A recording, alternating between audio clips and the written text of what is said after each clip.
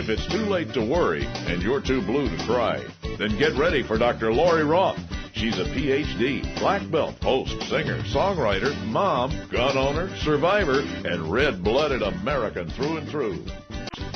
Ready or not, here she comes, Dr. Lori Roth. Welcome to our Unsolved Crime segment. Each and every week at this time, I have Susan Murphy Milano. She's a best-selling author. She's a survivor.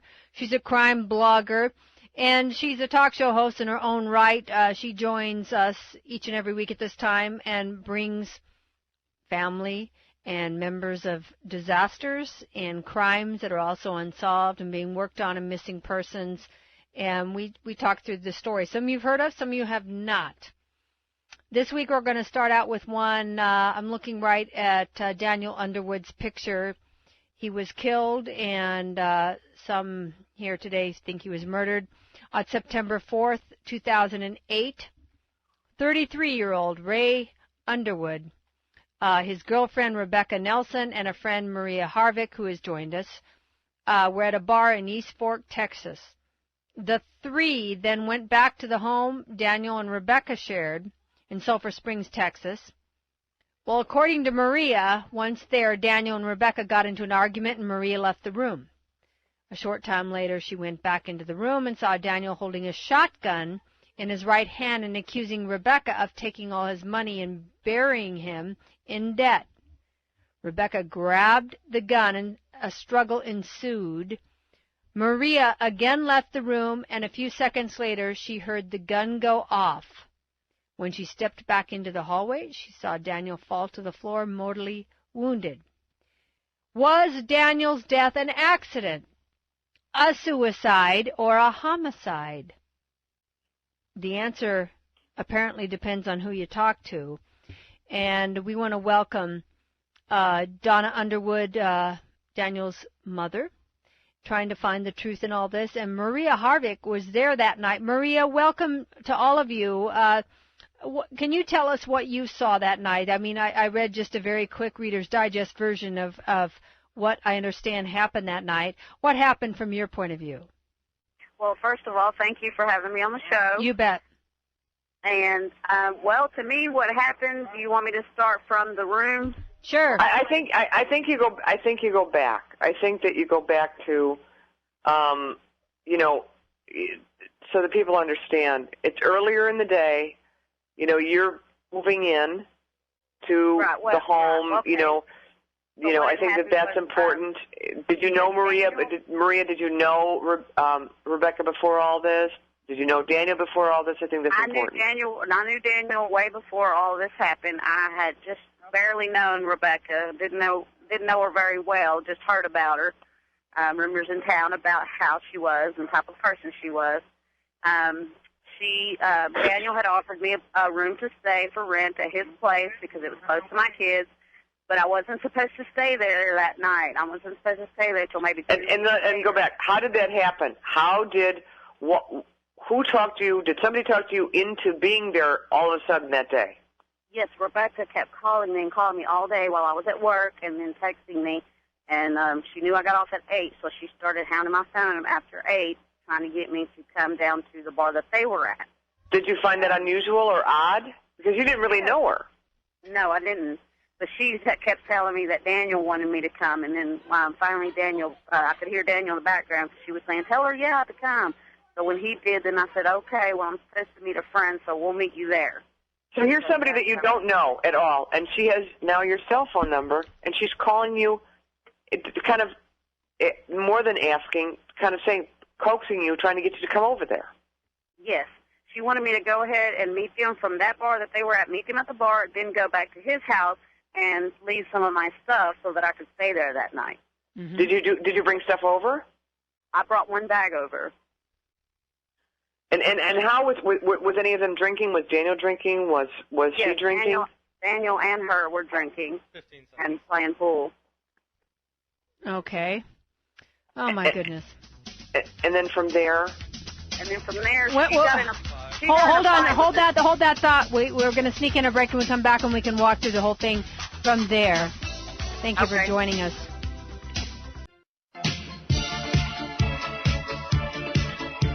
name is Dr. Lori Roth, and here she is again, right now. Okay, we're talking about the death, if not murder, of Daniel Ray Underwood, and painting a picture for you folks of what happened. It looked like there was some scuffling with his girlfriend, then girlfriend Rebecca Nelson, and there was a friend there, Maria Harvick, and his mother's joined us too, Donna Underwood and Susan Murphy Milano. Maria, you were starting to share with us what you observed that day. Go ahead and continue on. So there was some scuttlebutt back and forth. Anyway, continue on with what you saw.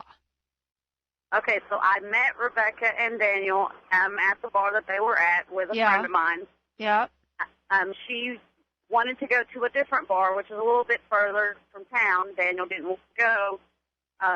She kind of was trying to talk him into it, but in the middle of all that, she got in a fight with another lady at the bar, a big fight. And so that kind of made the excuse for her to take me over to their place to take some stuff over, because when she'd gotten a fight, the lady had stretched her shirt out really bad in the front. So she wanted to go change and said it would be a good time for me to go and stay the night. Well, I told her, I didn't have a charger, my phone charger or anything. So I told her I would just meet them there, and I'd go run to Walmart real quick and get me a car charger or a house charger, and then run back to meet them there. Okay. Well, I left far before them to go to Walmart. They said they would meet me there, but I got there before they did. So I don't know what took them so long to get there. They were closer to the house. Anyway, we finally get there.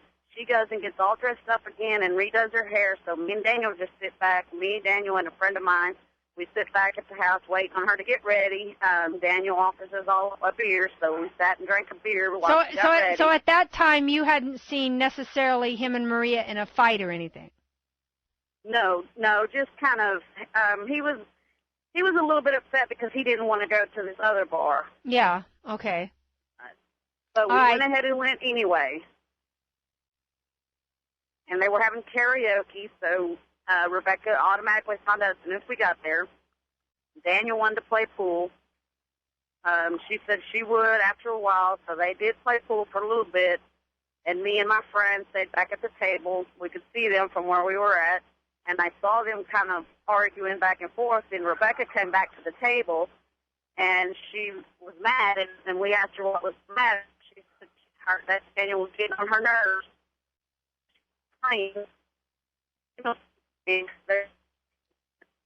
Well, you're breaking up a little bit. I don't know if you can. Are you on a go to a different location? Yeah, I think in midstream maybe we go to Mom and just ask her about her son a little bit. Yeah. We're waiting for Maria to get a signal back. Donna, tell us, what was Daniel like, and what this period of time in his life? Who was he? Well, he was very family-oriented. He loved his children much, and he was very involved in their sports and activities. Okay. And talk about Daniel as a person. I mean, he would never, he had a lot to live for, didn't he? Yes, he was planning on his oldest son had just turned 12, and he was just tickled to death that he was going to get to come move in with him, or was hoping he could. And, just a lot of plans. They were going to pick up the boys that weekend, and they were going to take Maria and some out over the weekend too. So. And did you, when you met his girlfriend a few months before, did you have any thought about her one way or the other? Was she nice? Did they seem to get along?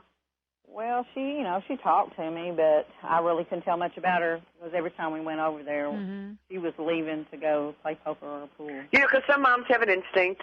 Get away from my son or my daughter, and sure. And was there any of that? Well, like I said, I wasn't around her enough to form an opinion. Sure. Maria's back with us. Maria, can you hear us? Yes. Okay. I'm sorry. No, you're fine. I understand sometimes phones have an idea and mind of their own. Okay, so you'd gone to this other bar, and Daniel was playing pool. You were watching him. You were sitting with a friend watching him and Maria bickering a little bit, so she played pool with him a little bit. Him and Rebecca were arguing. Excuse me, Rebecca. Excuse me. Okay, and you were watching them argue, and then what happened? Roll the evening forward. She comes back to the table, and we asked her what's wrong. She said he was getting on her nerves, so she didn't want to play anymore. But Daniel continued playing because they were playing with another couple. Okay. So he continued playing, and then she just kept watching him. Well, then she was angry because she was trying to say that he was flirting with the other guy's wife, which he wasn't. And so then Daniel calls me over, so I walk over there, and he asked me if Rebecca was best. He said, okay, and then he had to go get him some change for some quarters so he could keep playing. And I told him, sure, so he gave me some ones, and I went and got change for quarters. And then he also gave me money to buy drinks for everybody, for our table. So I did, and when I brought him over there, she just kind of like, oh, but she didn't want his drink that he had bought her. But she drank it anyway.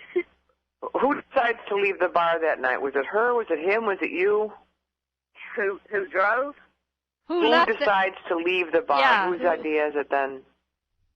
Oh, pretty much all of ours, or mine and Robin's, my friends. Okay, you get back to the house. You get back to the house at 331 Carroll Lane in Sulphur Springs, Texas, and you're inside. And what's going on right then and there? Yeah. Well, the whole way home, Daniel didn't say a word. He was upset. She drove, but we made a few stops before we got to the house. We stopped at one bank because she wanted to withdraw some money with his card, but she couldn't get anything, or something went wrong. She couldn't get any, so we went to another bank. Then she withdrew some money there, and then the reason she was wanting to withdraw this money was because she was supposed to go back to the bar we'd started at. She was getting some pills, some kind of pills from the bartender there. Okay, let's go to the house. You're at the house. You're all inside the house. What are they doing? Mm-hmm. Okay, my friend leaves. Me and Daniel go in, sit on the couch. Rebecca goes to the back room. She changes. She comes back in. We were all going to sit and watch a movie. She still had some of her stuff packed in the living room, so she's going through some movies that he had rented her and stuff, and she was wanting me to watch a certain one. And so why does she have stuff packed, do you know? What is what? Why does she have things packed? Does she live there? I think there were things she was still moving in, or maybe things he had just bought her. I really don't know. Okay, so she wanted you to watch a certain movie. What happened? Well, she couldn't get it to work or something. She got mad, so she was trying to talk to Daniel, but he wasn't paying attention to her. He was just sitting over there with his head down, and so she threw a DVD at him, and it missed him, so he didn't see it. So she threw another one that hit him in the foot. So he told her, "Why are you throwing things at me?" And so he kind of got a little upset. But then she just blew him off. So then I saw they were kind of getting into an argument. So I said, well, I'm going to go put on my night clothes just to let them have some time to talk it over. So that's why. So when you say night, you were going to spend the night at their place, right? Yes. Okay, all right. So you were going to put on your night clothes. They were going to talk it over. It was an awkward thing. Okay, then what? Well, next thing I know, I hear something in the hallway. So I step out, and my room steps out into the hallway. So I step out, and I see Daniel and her at the end of the hallway, and he's got a rifle to his chin, and she's standing directly in front of him in the corner of the hallway. And I'm just saying, hey, y'all need to calm down. What's going on? Well, you must have just about lost it. I mean, that must have just been a shock. You probably didn't expect to see that coming out. No, I sure didn't. Heavens. And according to the affidavit that she does, which is different than what is told to police at the time, is that Rebecca was fighting and struggling with Daniel over the gun. Maria, where were you when that was happening? I was standing right next to Daniel. Weren't you scared? Yes, I was scared. I kept trying to tell her not to touch it. I didn't even want to touch her arms to get it off because I was scared. Well, did it look like Daniel was trying to kill himself and she had interrupted a suicide? What did it look like to you? No, to me it looks like he was just trying to scare her, and then she made it go. She made it go off. He was just upset about, because he had just got on the computer, his laptop, and realized that he only had like $45 left in his account, and he was confronting her about it. So you're standing right there. It was in mid-sentence, and the gun goes off, and he starts to talk, and that's it. Yes, he was just like a mid-word. And the gun goes off, and they were both holding it, and she was wrestling with it, but you saw... Yes, she kept pushing it back and forth the whole time, and I just tell her to quit touching it. Okay, and so it looked to you like she was trying to get it to engage. Yes, because she knew his finger was right on the trigger. Okay, so they were wrestling, and he was not able to necessarily, from when you saw, he wasn't able to get away from her and her pressure on the gun. Right, no, he couldn't. Okay. And then afterwards, when it goes off, what happens? Because she moves the body. I see him fall on his left side, facing that back into the wall. And you tell the audience he's still alive at this point as well. She had when he fell over, she shoved the gun into that room, which was by his feet. She shoved it off. Well, where did the gun go off? What was hit on him when the gun went off? I mean, you saw this apparently. Yes, it hit under his chin, and his whole right side of his head was gone, and his right eye. But he was alive at that time. Yes, he was still alive. So what does she, stop right there. From that moment, when the shot goes off, are you calling 911 immediately? Is she, what's going on? No, she's not. I'm telling her she needs to call 911. She's telling me, hold on, wait. Wait. Over. She's telling you, hold on, wait. Yeah, that's weird. Okay, so she's saying to you, okay. And is she calling other people in this process? No. Does she use a different phone to call 911? Does she use hers? Does she look like she's immediately hurrying up? No, what does she do with the blood? As Daniel is bleeding, what does she do with the blood? She's wiping it off of him onto her clothing and her face. And her face? Yes. Oh, that is weird. That's not weird if you set up for the kill. Oh yeah, that's weird if there was an accident, like if there was an accidental. No, you don't rub blood on your. No. Maria, do you see her turn his body over after the shot? Yes, I sure did. I was right there. Okay. Lori, can we preface this for a minute, because I think this is important, and I think it goes to a lot of people who are traumatized when there's a shooting like that. We should also say that Maria is 4'11", and Rebecca is 5'8", 5'9". Okay, so there's a whole 100 pounds there. Okay. And so here's this girl. She has set up, from what I've seen, and planned to shoot and kill somebody that she's angry with. She also believes she's the beneficiary of things, and she's going to get something from all this. And in my opinion, based on some statements and affidavits that we have, and also based on the fact that she gets a witness there, kind of, so you're traumatized. So talk about, I think, for the audience, when somebody is that traumatized, you kind of instinctively, you're going to do whatever because somebody else has the gun, because she could have easily just been killed, Maria. Right, yeah, so she's telling me wait, so I wait, Maria, you felt like she had killed Daniel, or what? I mean, in your mind, it must have been going warp speed. What were you thinking? It was so easy for her to reach and grab the gun again. Yeah. But you saw, yeah. But my point is that Maria doesn't tell the police the truth. Yeah. Maria is frightened and says something other than what really happened. So that's what dictates the rest of the events that take place, because she's told what to say.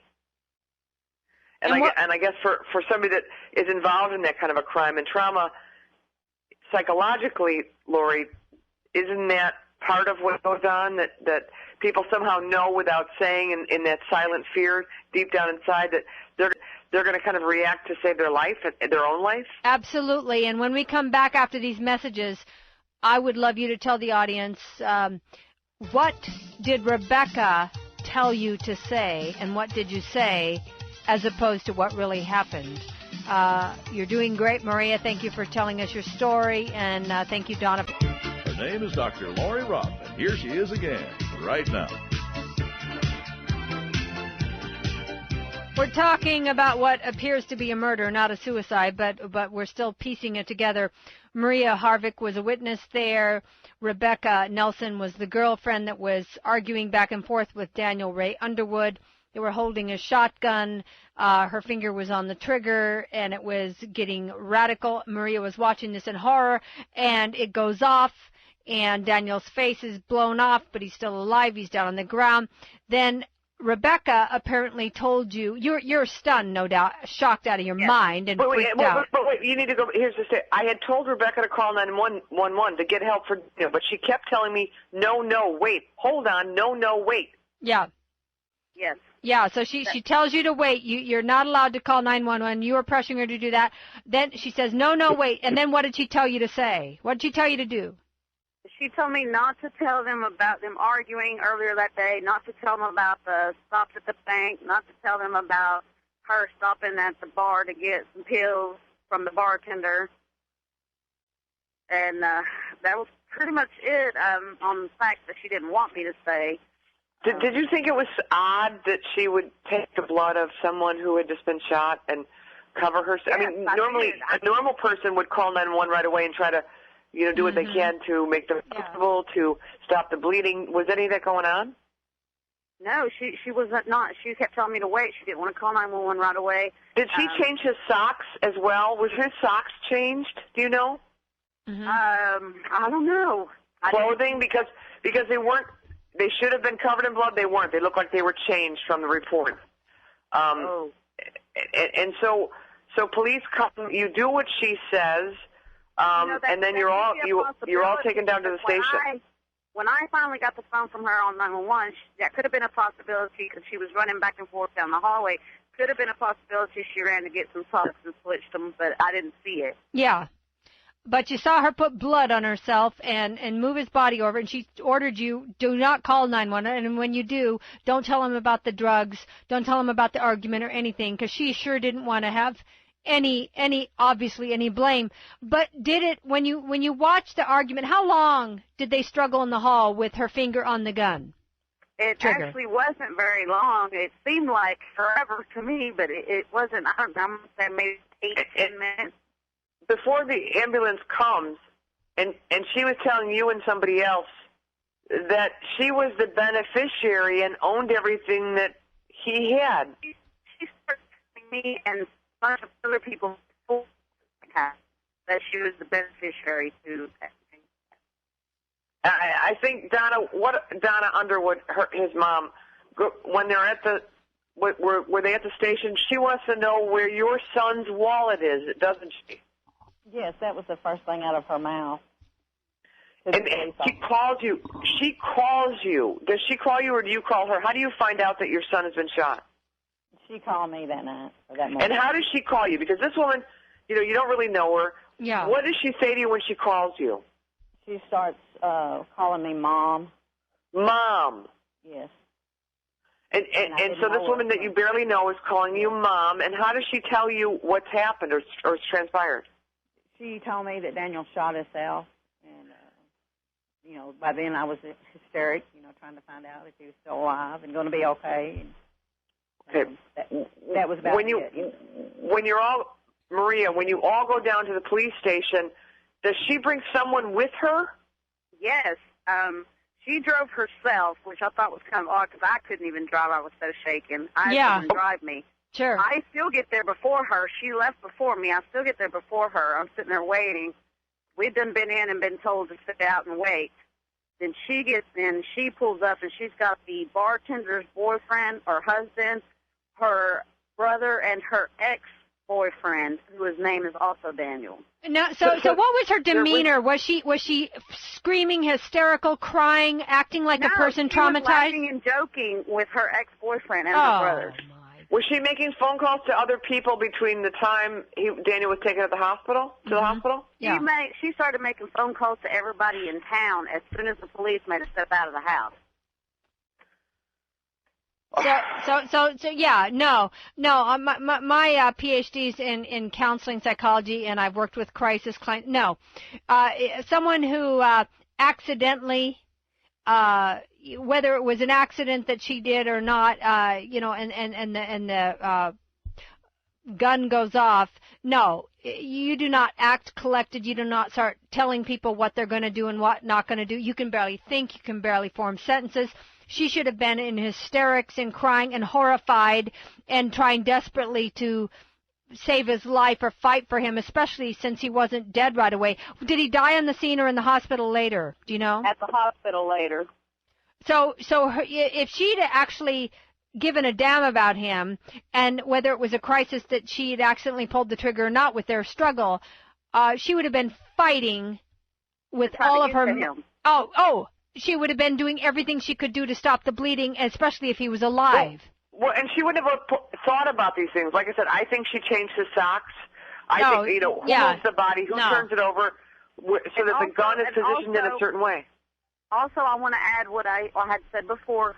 When he was laying on the floor, he was choking on his blood. I told her to turn his head so that he wouldn't choke on it. She wouldn't do it, so I had to reach over and turn his head over. She wouldn't do it so that he wouldn't choke. No, she wouldn't do it, so I did it. And so she was kind of just waiting there for him to die. Yes, and I didn't even want to touch him and nothing, that it was just, I was just in shock and I didn't want to touch him, didn't want to hurt anything, you know what I'm saying? And in police interviews, she tells the police that she was trying to stop the bleeding and putting his, well, quote unquote, his brains back in, but that was all untrue. She never even touched his face or his head or anything. And did Rebecca take a polygraph test and pass? No. She called me, I think 2 days later and asked me if they had called to do a polygraph on me, and I told her no. She said they'd called her to do one, but her lawyer told her not to. She'd got a lawyer last. I think this is important, Lori, because Peter Hyatt, who we've had very, often on the show, he's a statement analysis out of me. His conclusion in doing all this, he said that Rebecca would not pass the polygraph, and this is why. She's deceptive about the relationship. It's violent, and she is a violent person herself. Money, this is a major theme. When the last of his money was gone, she was done with him. She likely had not only spent it, but stole it. His depression, alcohol, I think she may have been unfaithful to him, significant in this, as her bringing in other people that night. Yeah. I know how the investigator missed these clues, only that he caught the nonsense of never argued. She is a violent person. Note the language of how normal she is after the altercation. And again, that doesn't make any sense. No, that doesn't make any sense. And my PhD is in counseling psychology. No, that does not happen with someone who, no, she had something to hide. It was pathological. I mean, no. It sounds like she was setting that thing up. I'm still going back to the beginning in the hallway. How you go in to put your PJs and your sleeping gear on, and you come out and magically there's a gun in his hand. I find that odd. That there was suddenly a gun there? I mean, I'm wondering, did she bring it in the hall to begin with to argue with him about, or to struggle, to fight over it with him? I mean, she must have, I'm guessing that she would have known that he would have struggled it. Maybe he was trying to take it away from her. Whatever, you don't exactly know who brought the gun into the hall, do you? No. But it was there, and you weren't gone for more than, what, a few minutes? Yes. See, someone had that gun in the hall real fast. Had you known him to be a violent trigger to bring a gun into some sort of... he was the biggest sweetheart I ever knew. Okay, never saw him get violent. And Peter says that his analysis shows that she's lying overall, deceptive, and that we know she's lying because she has a reason to lie. He doesn't understand why the investigator showed zero interest in learning about any of the facts, victimology, forensics. The whole thing was deceptive. So it's a small town, Silver Springs, Texas. It's small. So when all of this happens, I would ask, Maria, do you ever see her again or speak to her? Yeah, what happened after that? Yes, I saw her a few days after. She had wanted me and some other friends to all meet up at the bar, and I told her I had to work. So she said after work. So I said, okay. Now, no, it wasn't the next day because I didn't have to work the next day. It was the day after.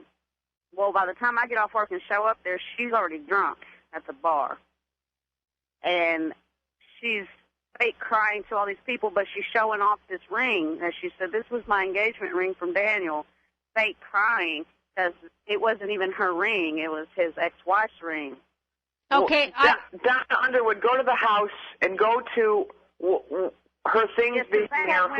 After she had after she gave her testimony at the police station, she took a couple of people back to the house and grabbed a bunch of his property and took it out of the house. What did she take specifically, Maria? I know she took his laptop, his phone, pool sticks, just stuff that she wanted to pawn or sell. And do we know if she sold those things or pawned them? I know she sold a couple things, and then she was staying with a friend of mine, and they told me she had her bloody clothes in a bag.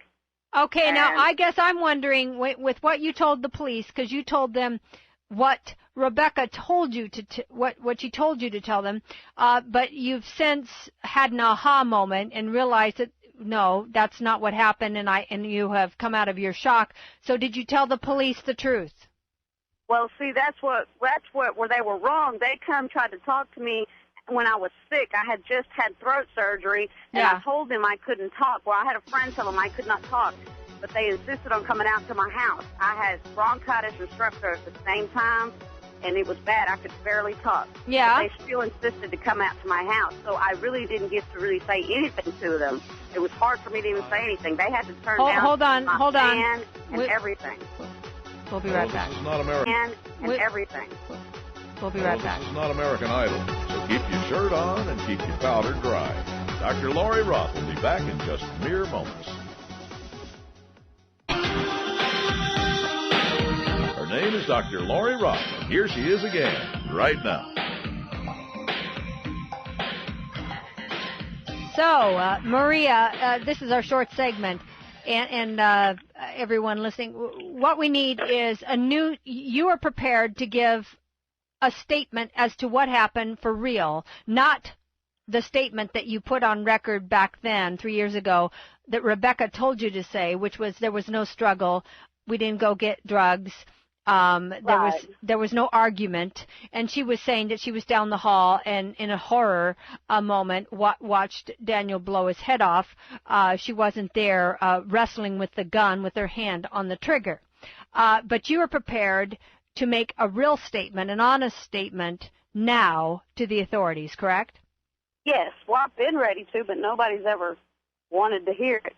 Okay, so this pressure needs to go to the Attorney General, Susan, does it not? Yes, it does. This needs to go to the Attorney General that Maria Harvick is on the record on national radio saying, I want to tell the truth to the authorities. This needs to be investigated properly. This was not a suicide. This, some people could contort it and say it was an accident. They were struggling. It looks more like a murder when you have seeing Rebecca rub blood on herself and do things that are very, very strange for a person caught in a trauma like this. An accident, if you will. I don't think so. We'll be right back.